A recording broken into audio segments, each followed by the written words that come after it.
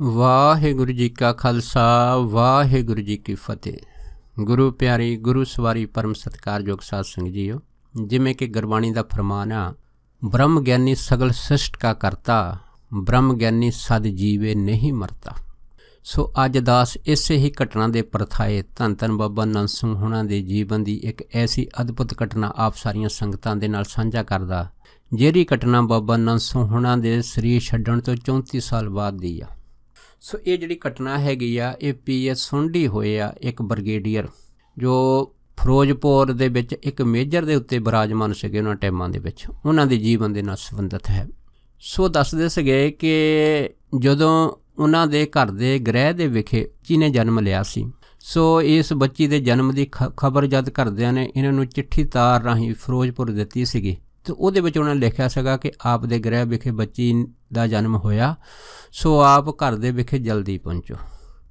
ਸੋ PS ਸੁੰਡੀ ਕਹਿੰਦੇ ਸੀਗੇ ਕਿ ਮੈਂ ਫਿਰ ਛੁੱਟੀ ਲੈ ਕੇ ਜਦ ਘਰ ਗਿਆ ਸੀਗਾ, ਅਤੇ ਰਸਤੇ ਦੇ ਵਿੱਚ ਜਲੰਧਰ ਦੇ ਇੱਕ ਹੋਰ ਇਸੇ ਹੀ ਯੂਨਿਟ ਦੇ ਅਫਸਰ ਮੈਨੂੰ ਮਿਲੇ ਸੀਗੇ, ਅਤੇ ਉਹਨਾਂ ਨੇ ਕਿਹਾ ਸੀਗਾ ਕਿ ਮੈਂ ਵੀ ਜਾਣਾ, ਸੋ ਇਸ ਕਰਕੇ ਆਪਾਂ ਇਕੱਠੇ ਦੋਨੇ ਲੁਧਿਆਣੇ ਸ਼ਹਿਰ ਦੇ ਥਾਣੇ ਚਲੇ ਜਾਂਦੇ ਹਾਂ। ਸੋ PS ਸੁੰਡੀ ਕਹਿੰਦੇ ਕਿ ਜਦੋਂ ਅਸੀਂ ਲੁਧਿਆਣੇ ਜਗਰਾਓਂ ਸੜਕ 'ਤੇ ਆਏ, ਉਹਨਾਂ ਟਾਈਮਾਂ ਦੇ ਵਿੱਚ ਅਸੀਂ ਉੱਥੇ ਬਹੁਤ ਲੋਕਾਂ ਦੀ ਭੀੜ ਦੇਖੀ। ਜਦ ਭੀੜ ਦੇਖੀ ਤਾਂ PS ਸੁੰਡੀ ਜੀ ਕਹਿਣ ਲੱਗੇ ਕਿ ਮੈਂ ਅਚਨਚੇਤ ਡਰਾਈਵਰ ਨੂੰ ਇਹ ਪੁੱਛ ਲਿਆ ਕਿ ਇੰਨੇ ਲੋਕ ਇੱਥੇ ਕਾਹਦੇ ਇਕੱਠੇ ਆ। ਤਾਂ ਫਿਰ ਕਹਿੰਦੇ ਉਹ ਡਰਾਈਵਰ ਨੇ ਮੈਨੂੰ ਦੱਸਿਆ ਸੀਗਾ ਕਿ ਇਸ ਅਸਥਾਨ ਦੇ ਉੱਤੇ ਇੱਕ ਬਹੁਤ ਵੱਡੇ ਮਹਾਤਮਾ ਨੇ ਤਪੱਸਿਆ ਕੀਤੀ ਆ। ਸੋ ਇਹ ਅਸਥਾਨ ਸੰਤ ਬਾਬਾ ਨੰਦ ਸਿੰਘ ਹੋਣਾ ਦਾ ਹੈਗਾ, ਅਤੇ ਇਸ ਅਸਥਾਨ ਦੇ ਮੈਂ ਦਰਸ਼ਨ ਕੀਤੇ ਆ। ਅਤੇ ਅੱਜ ਪੂਰਨਮਾਸ਼ੀ ਹੈਗੀ ਆ, ਪੂਰਨਮਾਸ਼ੀ ਦੇ ਉੱਤੇ ਦੂਰੋਂ ਦਰਾਡੋਂ ਸੰਗਤਾਂ ਆਉਂਦੀਆਂ, ਅਤੇ ਇੱਥੇ ਰਾਤ ਰਹਿਣ ਸਵਾਈ ਕੀਰਤਨ ਚੱਲਦਾ ਹੈ। ਅਤੇ ਜਿਸ ਕੀਰਤਨ ਨੂੰ ਸਰਵਣ ਕਰਨ ਵਾਸਤੇ, ਇਸ ਕੀਰਤਨ ਦੀ ਹਾਜ਼ਰੀ ਭਰਨ ਵਾਸਤੇ ਸੰਗਤਾਂ ਆਉਂਦੀਆਂ, ਅਤੇ ਬਾਬਾ ਨੰਦ ਸਿੰਘ ਹੋਣਾ ਤੋਂ ਖੁਸ਼ੀਆਂ ਲੈ ਕੇ ਆਪਣੇ ਘਰ ਚਲੀਆਂ ਜਾਂਦੀਆਂ। ਸੋ ਜਦ ਇਹ ਜਿਹੜੀ ਸੀ ਵਿਚਾਰ ਉਸ ਡਰਾਈਵਰ ਨੇ PS ਸੁੰਡੀ ਦੇ ਨਾਲ ਸਾਂਝੀ ਕੀਤੀ, ਤਾਂ ਫਿਰ PS ਸੁੰਡੀ ਦੇ ਮਨ ਦੇ ਵਿੱਚ ਆਇਆ ਕਿ ਚਲੋ ਆਪਾਂ ਹੁਣ ਅਸਥਾਨ ਦੇ ਲਾਗੇ 'ਤੇ ਆਏ ਹਾਂ, ਚਲੋ ਇਸ ਅਸਥਾਨ ਦੇ ਦਰਸ਼ਨ ਹੀ ਕਰ ਚੱਲਦੇ ਹਾਂ। ਫਿਰ PS ਸੁੰਡੀ ਨੇ ਡਰਾਈਵਰ ਨੂੰ ਆਖਿਆ ਵੀ ਚਲੋ ਤੁਸੀਂ ਇਸ ਤਰ੍ਹਾਂ ਕਰੋ ਕਿ ਗੱਡੀ ਜਿਹੜੀ ਹੈ ਨਾ ਨਾਨਕਸਰ ਕਲੇਰੀ ਗੁਰਦੁਆਰਾ ਸਾਹਿਬ ਵੱਲ ਮੋੜ ਲਓ, ਅਤੇ ਅਸੀਂ ਵੀ ਦਰਸ਼ਨ ਕਰ ਲਈਏ। ਦੇਖੋ ਡਰਾਈਵਰ ਸਾਹਿਬ ਜਿਹੜੇ ਸੀਗੇ ਉਹ ਇਹਨਾਂ ਨੂੰ ਲੈ ਕੇ ਗੁਰਦੁਆਰਾ ਸਾਹਿਬ ਦੇ ਕੋਲ ਗੱਡੀ ਲੈ ਕੇ ਖੜ੍ਹ ਗਏ, ਅਤੇ ਇਹ ਦੋਨੇ ਜਵਾਨ ਫੌਜੀ ਉਤਰ ਕੇ ਜਦ ਗੁਰਦੁਆਰੇ ਸਾਹਿਬ ਗਏ ਆ, ਇੱਥੇ ਜਦ ਦਰਸ਼ਨ ਕੀਤੇ ਆ, ਅਤੇ ਇੱਥੇ ਦੀ ਮਰਜ਼ਾਦਾ ਦੇਖ ਕੇ ਪ੍ਰਸੰਨ ਵੀ ਹੋਏ, ਦੰਗ ਵੀ ਹੋਏ ਕਿ ਕਿਵੇਂ ਇਸ ਸਥਾਨ ਦੇ ਉੱਤੇ ਮਾਇਆ ਨਹੀਂ ਚੜ੍ਹਦੀ ਹੈ, ਕੇਵਲ ਪ੍ਰਸ਼ਾਦ ਜਾਂ ਫਲ ਫਰੂਟ ਇਸ ਦਾ ਹੀ ਜਿਹੜਾ ਪ੍ਰਸ਼ਾਦ ਵਾ ਉਹ ਰੱਖ ਕੇ ਮੱਥਾ ਟੇਕਿਆ ਜਾਂਦਾ। ਉਸ ਤੋਂ ਬਾਅਦ ਦਰਸ਼ਨ ਕਰਦੇ ਕਰਦੇ ਜਦ ਇਹ ਸੱਚਖੰਡ ਜਿਸ ਅਸਥਾਨ ਨੂੰ ਬਾਬਾ ਨੰਦ ਸਿੰਘ ਹੋਣਾ ਨੇ ਆਪਣੇ ਸਮੇਂ ਦੇ ਵਿੱਚ ਬਣਾਇਆ ਸੀਗਾ, ਜਦ ਇਸ ਅਸਥਾਨ ਦੇ ਦਰਸ਼ਨ ਕਰਨ ਆਏ ਤਾਂ ਉਹਦੇ ਸਾਹਮਣੇ ਜਿਹੜਾ ਲੱਗਾ ਬੋਰਡ ਸੀਗਾ, ਉਸ ਨੂੰ ਦੇਖ ਕੇ ਦੋਨੇ ਖੜ੍ਹ ਗਏ। ਜਦ ਬੋਰਡ ਪੜ੍ਹਿਆ ਤਾਂ ਬੜੇ ਦੰਗ ਹੋ ਗਏ, ਕਿਉਂਕਿ ਬੋਰਡ ਦੇ ਉੱਤੇ ਜਿਹੜੀਆਂ ਸ਼ਰਤਾਂ ਲਿਖੀਆਂ ਸੀਗੀਆਂ ਉਹ ਕਿਸੇ ਵੀ ਗੁਰਦੁਆਰੇ ਵਿੱਚ ਅੱਜ ਦੇਖਣ ਵਿੱਚ ਨਹੀਂ ਮਿਲਦੀਆਂ।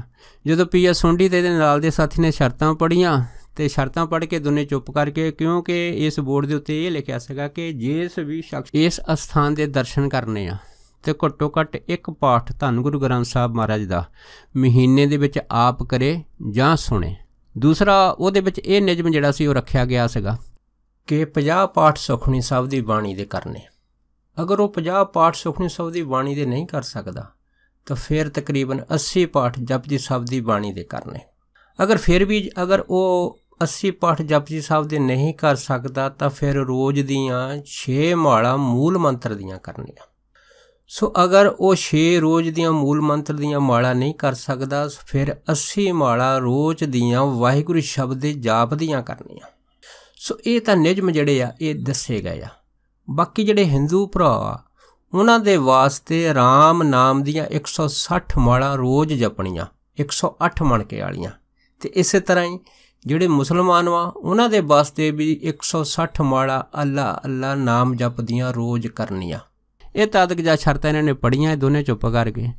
ਮਨ ਦੇ ਵਿੱਚ ਇਹਨਾਂ ਨੇ ਸੋਚਿਆ ਵੀ ਸਾਡੇ ਕੋਈ ਸ਼ਰਤ ਪੁੱਗਣੀ ਨਹੀਂ, ਇਸ ਕਰਕੇ ਜਦ ਦੋਨੇ ਮੁੜਨ ਲੱਗੇ, ਉਸ ਟਾਈਮ ਪਹਿਰੇ ਦੇ ਉੱਤੇ ਜਿਹੜਾ ਸਿੰਘ ਖੜਾ ਸੀਗਾ ਉਹਦੇ ਮਨ ਵਿੱਚ ਆਇਆ ਵੀ ਇਹ ਦੋਨੇ ਫੌਜੀ ਅਫਸਰ ਵਾ, ਅਤੇ ਅਗਰ ਇਹ ਸ਼ਰਤਾਂ ਦੀ ਪਾਲਣਾ ਨਹੀਂ ਕਰ ਸਕਦੇ, ਚਲੋ ਇਹਨਾਂ ਦੀ ਜਿਹੜੀ ਦੇਸ਼ ਸੇਵਾ ਹੈਗੀ ਇਹੋ ਹੀ ਇਹਨਾਂ ਦਾ ਨਾਮ ਜਪ ਹੈ।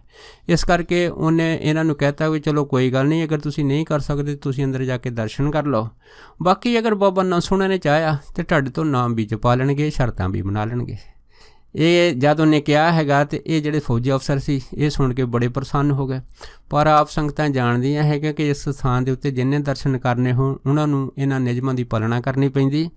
पर ये जिहड़ी छूट है नियमां दी ये केवल तो केवल माघ के महीने हुंदी है, क्योंकि माघ के महीने बिल्कुल कोई शर्त नहीं लागू की जाती। हाँ, गुरसिख की जिहड़ी आ मर्जी आ कि इन्हां शर्तां नूं मन्ने जां ना मन्ने, जां लागू करे जां ना करे, पर माघ के महीने इत्थे बिल्कुल फ्री दर्शन कराए जाते हैं।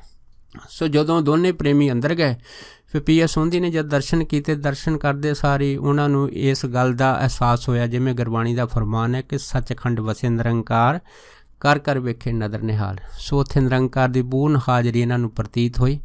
उस तो बाद दर्शन करते करते ये उस स्थान पर गए जिथे बाबा नंद सोहना ने तपस्या की। जब तपस्या की तो उस स्थान पर इन्होंने की देखा कि उत्थे बाबा नंद सोहना दी बहुत सारिया निशानियां पईयां ते उन्हां दे विचों जोड़े भी पे आ।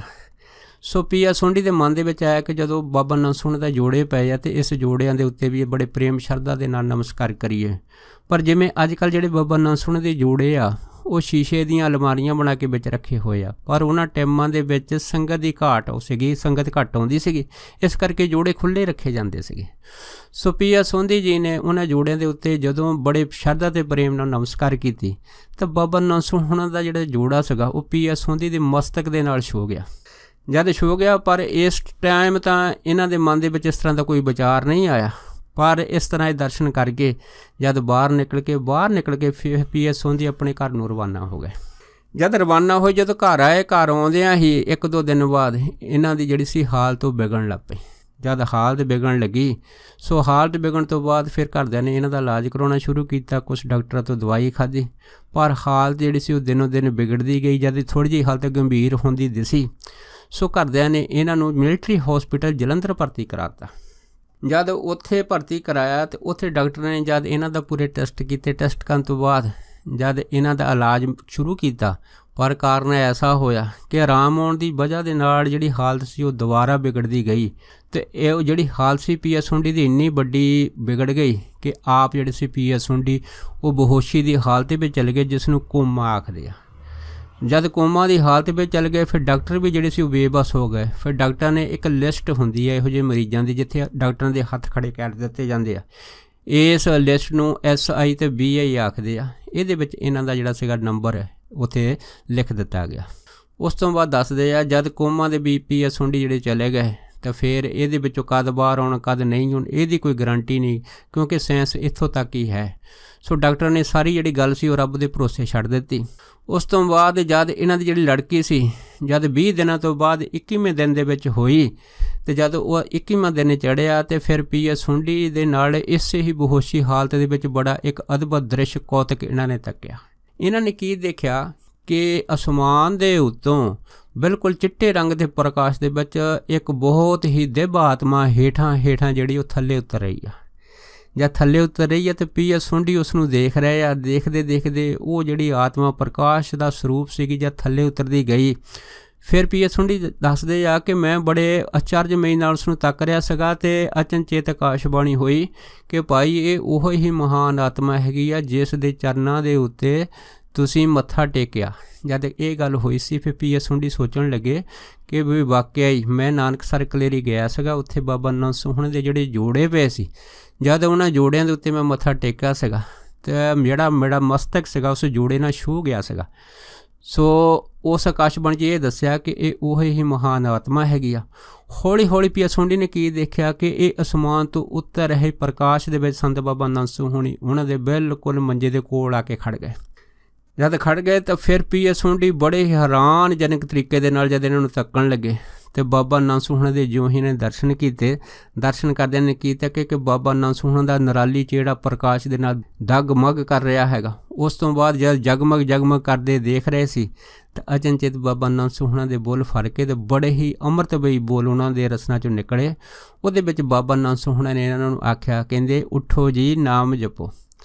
बस इन्ने बचन जिहड़े सीगे पी एस सोंधी ने सुने आ। बस सुनते सारिया ने की देखा कि ये बचन करते सारी बाबा नंद सोहनी जिहड़े सीगे एक उच्चे टिल्ले वालों तुर पे। जद तुर पे तो इधर पी एस सोंधी की बेहोशी हालत दे विच बुल फरकण लग पे। जद बुल फरकण लगे तो बुलां दे विचों वाहिगुरू वाहिगुरू शब्द जिहड़ी सी आवाज़ ये गूंजण लग पई। उस तो बाद फिर पी एस सोंधी ने की देखा कि बाबा नंद सोहनी उस उच्चे टिल्ले दे उत्ते जाके समाधि स्थिर होकर बैठ गए। उस तो बाद फिर इन्होंने की तक्या कि एक उस ही आकाश के उत्तों एक बिल्कुल सुनहरी रंग का प्रकाश रूपी छत्र हेठा उतरिया है। तो उतरदा जिथे बाबा नानक सोहनी समाधि स्थिर होई सी, इन्हां दे सीस दे उत्ते झूलन लग पिया।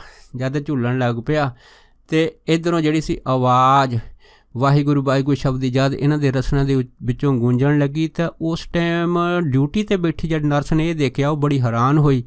वो नर्स दौड़ के डॉक्टर दे पास गई, जब डॉक्टर साहब दे पास गई, उन्हें दसिया कि पी.एस. सोंडी जिहड़े सी वो कुछ बोल रहे आ। जब डॉक्टर साहब आए तो उस टाइम फिर पी.एस. सोंडी दी जड़ियाँ बेहोशी सी वो पूरी तरह खुल गई, तो इन्होंने अखां खोल लियाँ। जब अखां खोलियाँ तो सारे बड़े हैरान हुए। उस टाइम पी.एस. सोंडी के परिवार वाले और घर वाली ये देख के बड़े हैरान हुए कि किवें डॉक्टरां ने इन्होंने जिस लिस्ट में रखा सगा, वो लिस्ट के सारे जिहड़े नियम से वो पूरे तोड़ के पी.एस. सोंडी जी पूरी तंदुरुस्ती हालत के विच बाहर आ गए। ये देख के डॉक्टर भी बड़े चकदत रह गए। पर उस तो बाद पी.एस. सोंडी की घरवाली ने एक पत्री बनाई सी अपने बेटी की जन्मदिन ते। वो जिहड़ी पत्री बनाई सी, वो पत्री दे विच जिस पंडित ने बनाई सी, उस पंडित ने ये दस्सिया सगा कि पत्री इस बच्ची के जन्मदिन तो 20वें दिन छड्ड के 21वें दिन खोलनी हैगी। सो उस दिन 21वां दिन ही सीगा जो पी.एस. सोंडी नूं पूरी तरह जिहड़ी सी वो बेहोशी की हालत विचों राहत मिली सी, तो पी.एस. सोंडी पूरे परिवार दे नाल गलबात कर रहा सीगा।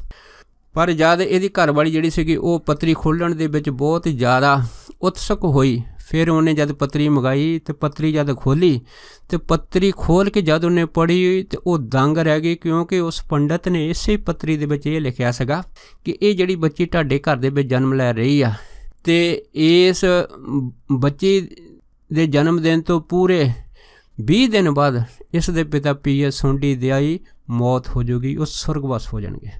ਉਹਦੇ ਵਿੱਚ उस पंडित ने यह भी लिखिया सगा कि ये सारे विधाता के लेख वा, क्योंकि मैं आप दे परिवार का बरियां बधी नमक खादा हैगा, इस करके मैं विधाता के लेख मेट नहीं सकता। पर हाँ, ये लेख जो विधाता ने लिखे मैं आपनूं दस जरूर सकता है। सो ये जिहड़े लेख है जो उस पत्री विच उसने दस्से सी, उहदे विच इहो ही दस्से सी कि जद ये बच्ची 20 दिन की पूरी हो जाऊगी तो 21वें दिन के बाद इन्हां दे पिता जी सुरगवास हो जाएंगे, इन्हां दी मौत हो जाऊगी। पर हुण पी.एस. सोंडी जिहड़े सीगे वो 21वें दिन में दाखिल होए सी ते बेहोशी कोमा की हालत विचों बाहर आ गए सी ते पूरी तरह तंदुरुस्त सीगे, ते उन्हां दे मूँह दे विचों रसने विचों वाहिगुरू वाहिगुरू शब्द निकल रहा सी। पर डॉक्टर के घरदिਆਂ ਦੇ मन ਦੇ यह है कि जरूर कोई ऐसी घटना हैगी आ, क्योंकि पी.एस. सोंडी कदी गुरबाणी नहीं पढ़ते, कदी सेवा नहीं सी उन्होंने की, लेकिन वाहिगुरू वाहिगुरू बोलते इन्हां दी बेहोशी टुट्टी आ। कारण जरूर हैगा, कोई ऐसा कारण जरूर है जिहड़ा उन्होंने फिर इन्होंने पी.एस. सोंडी तो पुछया सीगा, ते जद पी.एस. सोंडी ने कारण दस्सिया सीगा, जिसनूं सुन के सारा परिवार बड़ा चकित रह गया सी। ਉਹਦੇ ਵਿੱਚ ਫਿਰ ਪੀ.एस. सोंडी ने ये सारी ਜਿਹੜੀ ਆਪਣੀ ਹੱਡ ਬੀਤੀ ਸੀ ਹੈ ਨਾ ਘਰਦਿਆਂ ਨੇ ਸਾਂਝੀ ਕੀਤੀ ਸੀ ਕਿ ਜਦੋਂ ਮੈਨੂੰ ਉੱਥੋਂ ਜੂੰਟ ਦੇ ਵਿੱਚ ਫਿਰੋਜ਼ਪੁਰ ਤੁਹਾਡੀ ਤਾਰ ਮਿਲੀ ਸੀਗੀ ਤੇ ਇਸ ਬੱਚੀ ਦੇ ਜਨਮ ਦਾ ਤੁਸੀਂ ਦੱਸਿਆ ਸੀਗਾ। ਮੈਂ ਜਦ ਘਰ ਆਇਆ ਸੀਗਾ, ਮੇਰਾ ਇੱਕ ਮਿੱਤਰ ਮੈਨੂੰ ਲੁਧਿਆਣੇ ਤੱਕ ਮੇਰੇ ਨਾਲ ਗਿਆ ਸੀਗਾ, ਫਿਰ ਅਸੀਂ ਜਗਰਾਉਂ ਗਏ ਸੀ। ਉੱਥੇ ਫਿਰ ਬਾਬਾ ਨੰਦ ਸਿੰਘ ਹੁਣਾਂ ਦੇ ਜਿਸ ਸਥਾਨ ਦੇ ਦਰਸ਼ਨ ਅਸੀਂ ਕੀਤੇ ਆ, तो उस स्थान के दर्शन करने तो बाद किमें बाबा नंद सिंह का एक जोड़ा जो बाहर खुला पिया सी संगतां दे दर्शन वास्ते भोरे साहब च रखिया सीगा। कहंदे जो ही मैं बड़ी शरधा ते प्रेम दे नाल उस जोड़े नूं मत्था टेकिया सीगा ते मेरा जिहड़ा मत्था सीगा वो जोड़े दे नाल छू गया सी। ते इस जोड़े दे नाल मत्था छूण दे करके जिहड़े मत्थे दे लेख सीगे जो पंडित ने उस पत्री च लिखे सी वो पूरी तरह बदल गए सीगे। ते जद ये जारी करामात उस परिवार ने तकी बाबा नंद सिंह हुणां दे जोड़े दी, तो सारे जिहड़े सी वो बड़े हैरान रह गए और धन बाबा नंद सिंह जी धन बाबा नंद सिंह जी करन लग पे, क्योंकि ये घटना बाबा नंद सिंह हुणां दे सरीर छड्डण तो 34 साल बाद दी आ। सो सारे परिवार नूं इस गल दा ज्ञान हो गया कि बाबा नंद सिंह हुणी जिस टाइम अपने जीवन दे विच इत्थे रहे आ ते उन्हां ने बेअंत संगतां दा उद्धार कीता, पर अज भी उन्हां दे नाल जो उन्हां दियां वस्तां है उन्हां दे विच ऐसी अदमत करामात शक्ति हैगी आ कि ये शक्ति अज भी उस तरह वरतदी है जिवें बाबा नंद सिंह हुणां दे हुंदियां ते वरतदी सी। सो ये जिहड़ा जीवन दान पी.एस. सोंडी नूं मिलिया सीगा केवल ते केवल बाबा नंद सिंह हुणां दे जोड़े नूं स्पर्श करन दा कमाल हैगा। सो कहण तो भाव ये आ कि जिवें गुरबाणी दा फरमान है कि ब्रह्म ज्ञानी सगल सृष्ट का करता ब्रह्म ज्ञानी सद जीवे नहीं मरता, जिमें परमात्मा वाहिगुरू जी हमेशा हाजर नाजर वा। तो इस तरह जिहड़े ਉੱਚੀਆਂ आत्मावां वाले ब्रह्म ज्ञानी महापुरख हुंदे आ ਉਹ ਵੀ ਹਮੇਸ਼ਾ ਹਾਜ਼ਰ ਨਾਜ਼ਰ ਰਹਿੰਦੇ ਆ। ਅੱਜ ਵੀ ਉਹ ਸੰਗਤਾਂ ਦੇ ਵਿੱਚ ਉਸੇ ਤਰ੍ਹਾਂ ਵਰਤਦੇ ਜਿਵੇਂ ਆਪਣੇ ਜੀਵਨ ਕਾਲ ਦੇ ਵਿੱਚ ਵਰਤਦੇ ਹੁੰਦੇ ਸੀ। ਸੋ ਜਿਹੜੀ ਮੇਨ ਗੱਲ ਉਹ ਹੈ ਸ਼ਰਧਾ, ਪ੍ਰੇਮ ਅਤੇ ਵਿਸ਼ਵਾਸ ਦੀ। ਜਿਹੜੀਆਂ ਸੰਗਤਾਂ ਅੱਜ ਵੀ ਧੰਨ ਧੰਨ ਬਾਬਾ ਨੰਦ ਸਿੰਘ ਹੋਣਾ ਦੇ ਪ੍ਰੇਮ ਦੇ ਵਿੱਚ ਸ਼ਰਧਾ ਵਿਸ਼ਵਾਸ ਬਣਾਈ ਰੱਖਦੀਆਂ ਹੈ, ਉਹ ਸੰਗਤਾਂ ਆਪਣਾ ਲੋਕ ਅਤੇ ਪ੍ਰਲੋਕ ਸਵਾਰ ਰਹੀਆਂ ਹੈਗੀਆਂ। ਪਰ ਜਿਹੜੇ ਕੁਛ ਐਸੇ ਨਿਭਾਗੇ ਮਨੁੱਖ ਹੁੰਦੇ ਆ ਜੋ ਮਹਾਂਪੁਰਖਾਂ ਦੀ ਈਰਖਾ ਬਖੀਲੀ ਨਿੰਦਾ ਕਰਦੇ ਆ, ਉਹ ਆਪਣਾ ਜੀਵਨ ਇੱਥੇ ਵੀ ਜਿਹੜਾ ਹੈਗਾ ਉਹ ਗਵਾ ਰਹੇ ਆ ਅਤੇ ਆਪਣੇ ਨਾਲ ਦੇ ਸਾਥੀਆਂ ਦਾ ਜੀਵਨ ਵੀ ਜਿਹੜਾ ਬਰਬਾਦ ਕਰ ਰਹੇ ਆ। ਸੋ ਕਹਿਣ ਤੋਂ ਭਾਵ ਇੰਨਾ ਹੀ ਆ ਕਿ ਭਾਈ ਆਓ ਅੱਜ ਵੀ ਅਸੀਂ ਮਹਾਂਪੁਰਖਾਂ ਦੇ ਚਰਨਾਂ ਦੇ ਵਿੱਚ ਹਮੇਸ਼ਾ ਇਹ ਅਰਦਾਸ ਕਰੀਏ ਕਿ ਸਾਨੂੰ ਸਿੱਖੀ ਸੇਵਕੀ ਬਖਸ਼ੇ, ਨਾਮਦਾਨ ਬਖਸ਼ੇ, ਗੁਰਬਾਣੀ ਨਾਲ ਪ੍ਰੀਤ ਪ੍ਰੇਮ ਬਖਸ਼ੇ, ਚੜ੍ਹਦੀ ਕਲਾ ਬਖਸ਼ੇ। ਸੋ ਦਾਸ ਇੰਨੇ ਹੀ ਵਚਨ ਕਰਦਾ ਹੋਇਆ ਖਿਮਾ ਦਾ ਜਾ ਚੁੱਕਵਾ ਜੀ। ਹੋਈਆਂ ਬੇਅੰਤ ਭੁੱਲਾਂ ਚੁੱਕਾਂ ਦੀ ਖਿਮਾ ਬਖਸ਼ਣੀ। ਸੋ ਫਤਿਹ ਬੁਲਾਓ। ਵਾਹਿਗੁਰੂ ਜੀ ਕਾ ਖਾਲਸਾ, ਵਾਹਿਗੁਰੂ ਜੀ ਕੀ ਫਤਿਹ।